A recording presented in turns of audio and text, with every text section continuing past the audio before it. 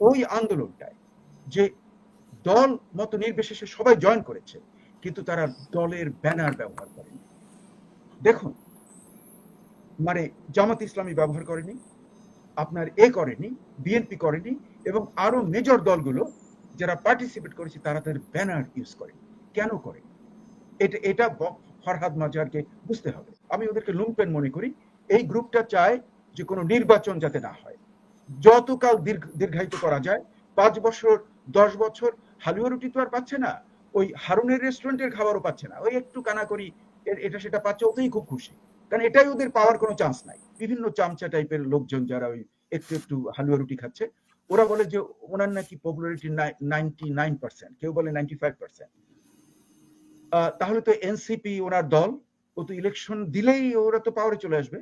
ওখানে তো আমার মনে হয় যদি তাই হয় 99% support of Yunus and his party NCP, তাহলে তো এনসিপি তো একদম 300 সিট তো পাবে। আমার মনে হয় যেন তারেক রহমান অনেক অনেক ধৈর্য ধরেছেন। প্রথমে আমি বলবো যে গণঅভ্যুত্থানে তারেক রহমানের ভূমিকা ছিল দারুণ প্রশংসনীয়। যখন আন্দোলনটা জুলাইয়ে এসে সমন্বয়করা যখন হারুনের রেস্টুরেন্টে, হারুনের মানে ওই দাওয়াখানাতে যে খেলো, ওষুধ খেলো, মানে আমি ওষুধ বলছি তো যোগ করে, ওই ডাল ভাত মুরগির মাংস খেয়ে, আমি জানি না যে ওখানে রান টান ছিল কিনা, মনে হচ্ছে ভালোই খেয়েছে, এবং তাদের পরিবাররাও খেয়েছে। খেয়ে তারা একদম ধন্য ধন্য করে আন্দোলনটাকে নৎসাৎ করে দেওয়ার জন্য তার বিরুদ্ধে একটা স্টেটমেন্ট দিয়েছিল, আন্দোলনের বিরুদ্ধে। সেই মুহূর্তে আন্দোলনকে চাঙ্গা করে রাখার জন্য সবচেয়ে যে বেশি ক্রেডিট পায় সেটা হলো তারেক রহমান। কেন আমি বলছি? সে নিজে সরাসরি তার দলের যারা গ্রাসরুট নেতা তাদেরকে কল করে সে বলেছে যে তোমরা যদি এই আন্দোলন কন্টিনিউ না করো, মানে আরো প্রবলভাবে, তাহলে কিন্তু আমি তোমাদের অ্যাকশন নেওয়া হবে তোমাদের বিরুদ্ধে। দস্তুর মতো উনি এই যোগাযোগের মাধ্যমে এবং প্রাইভেট বিশ্ববিদ্যালয়ে ছাত্রদের পার্টিসিপেশনে আমরা পরে দেখলাম যে সমস্ত জনগণ, মানে মানে ধর্ম, বর্ণ, মানে সবকিছু, কোনো ভেদাভেদ নেই, সবাই এই আন্দোলনে জয়েন করেছিল। কাজেই তারেক রহমানকে এর জন্য ক্রেডিট দিতে হবে। কিন্তু উনি এই কিন্তু আজকে ফরহাদ মাজার যেটি বলেছেন যে আন্দোলনে বিএনপি দল হিসেবে অংশগ্রহণ করেনি, জনগণ হিসেবে অংশগ্রহণ করেছে, সাধারণ জনগণ হ্যাঁ হিসেবে। হ্যাঁ, ফরহাদ মাঝার রাইট, কিন্তু ফরহাদ মাঝারের কথা অনেক সময় দারুণ ভুয়া হয়, মানে ফালতু কথা বলেন উনি। বয়োবৃদ্ধ, আমার চেয়ে একটু বড়। একসময় আমি তাকে দারুণ শ্রদ্ধা করতাম, কিন্তু ওনার কথা ওই যে উনি যে অতীতে সিরাজ শিকদার দলের থেকে যে উনি মার্ক্সবাদের কতগুলো ফালতু জিনিস শিখেছিলেন, ওটাই তার মাথার মধ্যে ঢুকে আছে, এর বাইরে উনি যেতে পারছেন না। কাজে ওনার কথার মূল্য জিরো। বিশেষ করে ওনাকে আপনি যদি কোনো বাংলাদেশের প্রত্যন্ত যে কোনো অঞ্চলে একটা ইউনিয়ন কাউন্সিলের মেম্বারশিপ নির্বাচনে যদি দাঁড় করিয়ে দেন, উনি সেখানে ওনার জামানত হারাবেন। এমনি একটা লোকের কথার কোনো মূল্য নেই।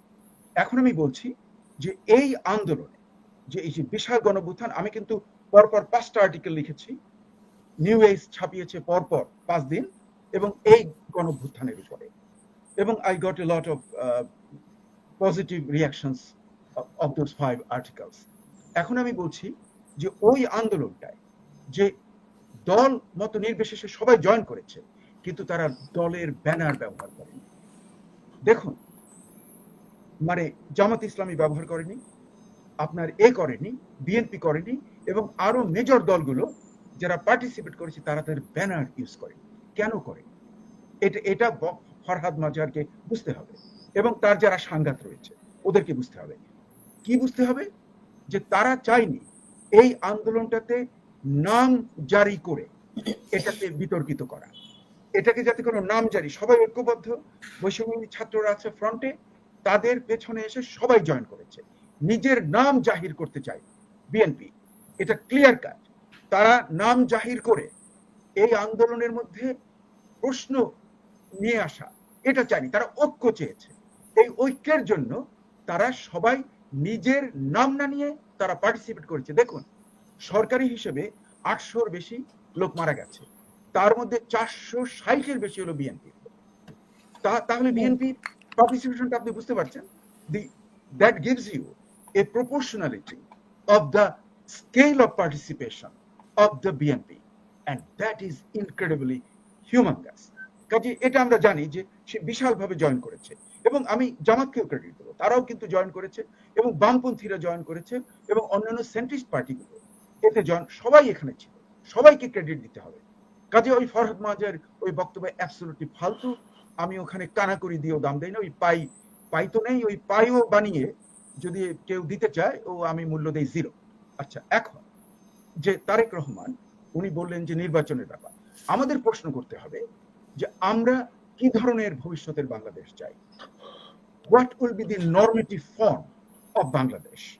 এটা কি একটা গণতান্ত্রিক বাংলাদেশ হবে, নাকি একটা ডিক্টেটোরিয়াল বাংলাদেশ হবে, অথবা অন্য কোনো ধরনের বাংলাদেশ হবে?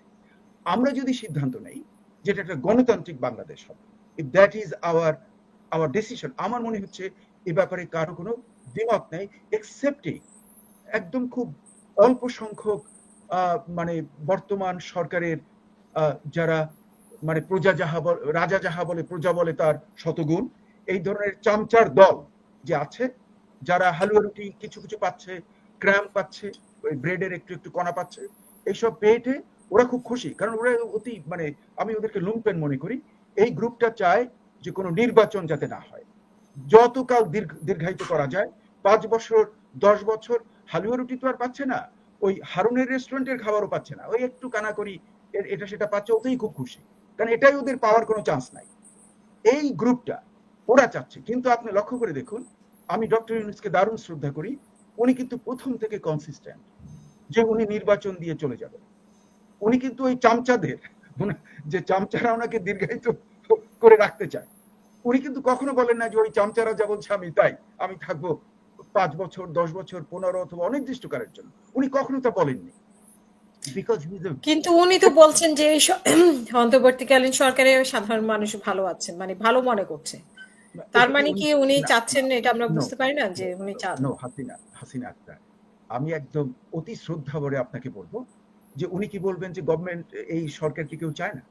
আপনি চিন্তা করে দেখুন, আপনি একটা কমন একটা মানুষকে আনেন, হ্যাঁ, সে একটা সরকার পরিচালনা করছে, আপ্রাণ চেষ্টা করছে ভালো করার জন্য, ভুল ত্রুটি আছে, ভালো আছে, খারাপ আছে, সব মিলে।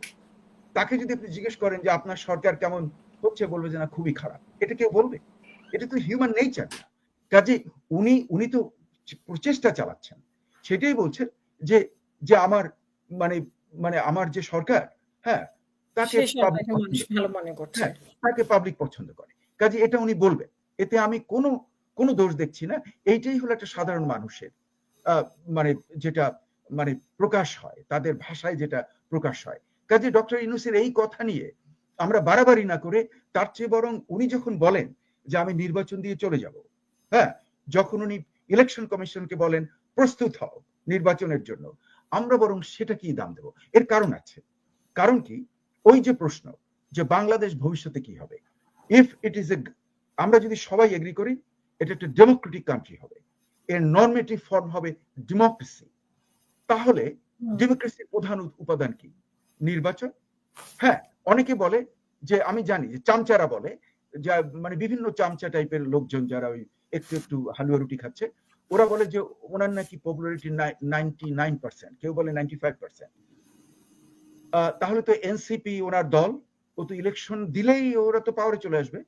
ওখানে তো আমার মনে হয় যদি তাই হয় 99% support of Yunus and his party NCP, তাহলে তো এনসিপি তো একদম 300 সিট তো পাবেই।